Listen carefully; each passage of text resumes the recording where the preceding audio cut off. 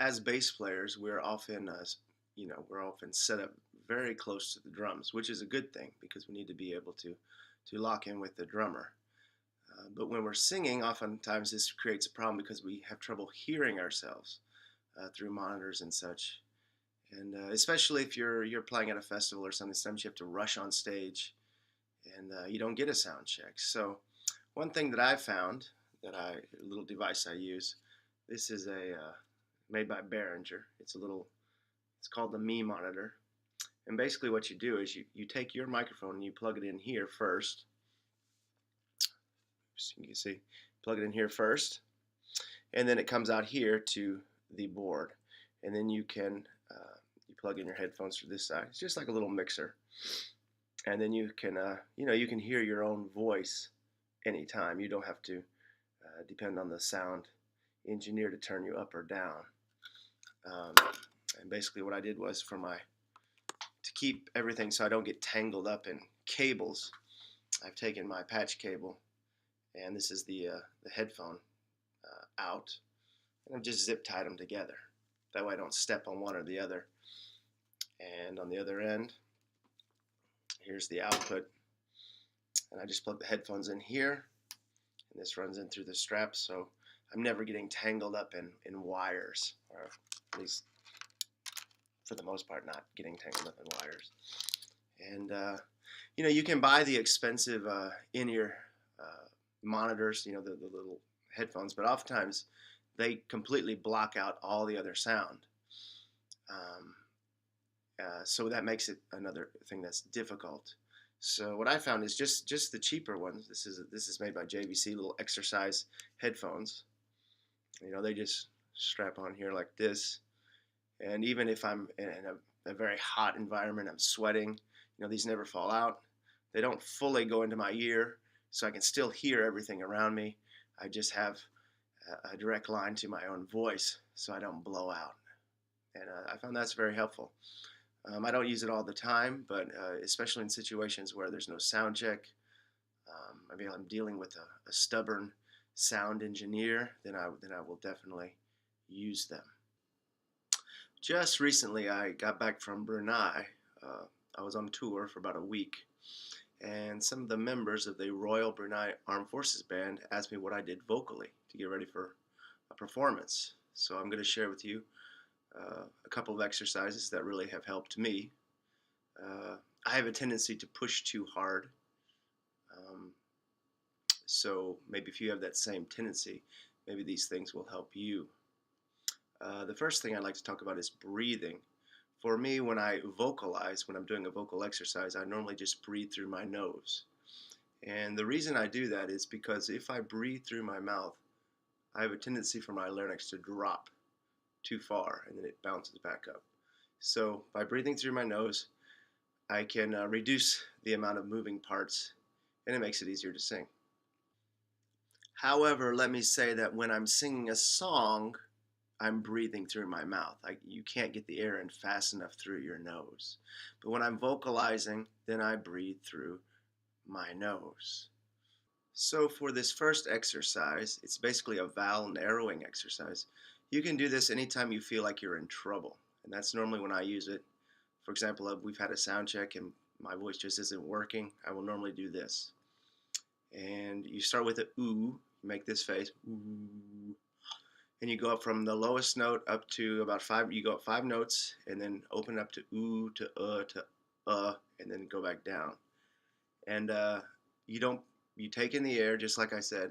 You're not forcing it out. You fill up your lungs, but you don't force it out. And you kind of just let your voice crack or do what it's going to do. Because normally at this time, if you're in trouble, normally your vocal cords or your vocal folds are swollen, so that's why you're having trouble. So here's the exercise.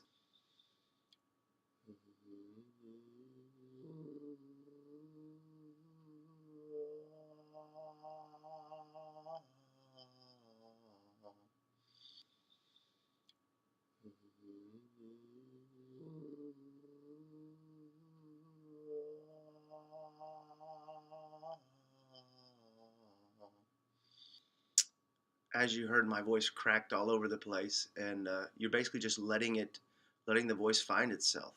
And you do this over and over again until it's kind of smooths it out, and eventually it will. It'll find its place. For all the vocal exercises I do, I'm not concentrating on sound. I'm basically concentrating on my breathing, taking in a full amount of air, but not pushing it out. So you can do it on oo, and then after that, you can do it on e. So e to I to e.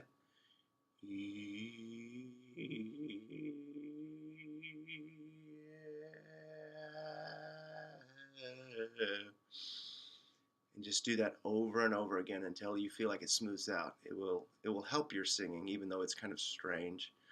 You're not working on your sound or anything. You're trying to release uh, the muscles that are causing so much constriction. And you can move up chromatically by half steps, but really it works best just in the lower register, starting on a lower note and making that transition between your chest voice and your head voice. The next exercise I'd like to share with you, before I talked about tendencies, of course I have a tendency to push too hard. The other tendency I have is where you're singing louder. Sometimes it gets throaty. It feels like it gets stuck in your throat. A lot of times when we open our mouth up so wide, we lose some of that pharyngeal sound, the nasal resonance that's going to help it cut through the band. So here's an exercise you can do using the NG sound. And you know if you do it right, because if you plug your nose, the sound will stop.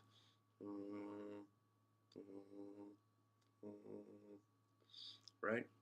We can do slides, and we can also release some jaw tension here by opening up all the way.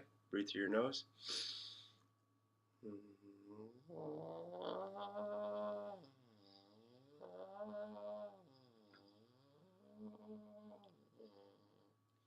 So I just did the NG sound with my jaw fully dropped. Of course, the voice is breaking all over the place. We don't worry about that. We just let the voice find itself. Right now it's very early in the morning, so I haven't done any warming up. This is starting from the very beginning. So the important thing is to not freak out when you feel like things are tight. You feel like your voice is strained. You just want to let things work themselves out and not freak out. And of course, with that exercise, you can also move up chromatically. I would do it over the full range of your voice, and just do it very softly. Breathe in through your nose. You're not pushing the air out. You're taking in a lot of air, but you're not pushing it out. And of course, I'm not singing along with any pre-recorded tracks or worried about the pitch so much. We're just trying to get the vocal folds to be flexible and to lose some of the constriction that got you in trouble in the first place.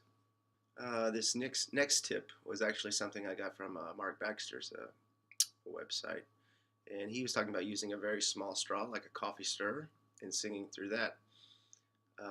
What I tend to think is thinking not humming, but thinking of singing ooh through the straw. And you should feel some air coming out, and just do slides up an octave.